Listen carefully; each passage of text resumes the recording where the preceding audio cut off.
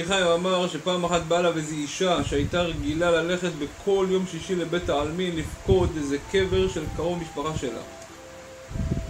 רבי חיים אמר שבעקבות הביקור שלה בבית העלמין נדבקו בה רוחות רעות,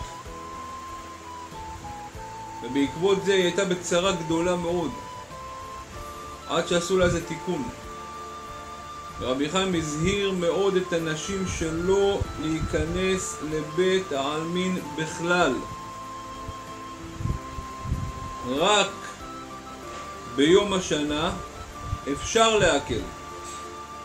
אם יכולה לעמוד מרחוק או זה, אבל ביום השנה רק של 7 הקרובים אפשר להקל פעם אחת בשנה, וזה אומר שזה כולה גדולה, שמי שיכול גם בלי זה עדיף.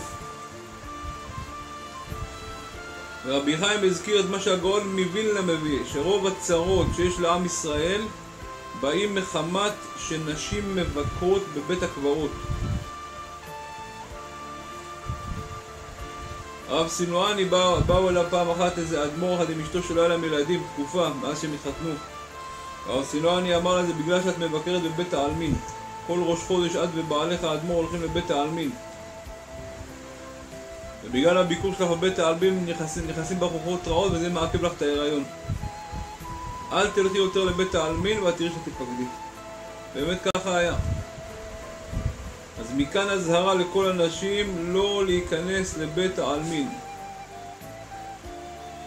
וכמו שעשינו סרטון במיוחד על זה, מה שרבי חיים ויטל מביא בשם האריז"ל על הסכנה להגיע לבית העלמין גם לגברים, לא רק לנשים. וכל הרוחות רעות שיש שם, והבאנו סיפור בשם רבי חיים ויטל, מה שקרה לו עם איזה נפש של שייח ערבי שנדבק בו, מי שרוצה שיסתכל שם. לכן בשום פנים ואופן שנשים לא יתקרבו לבית העלמין.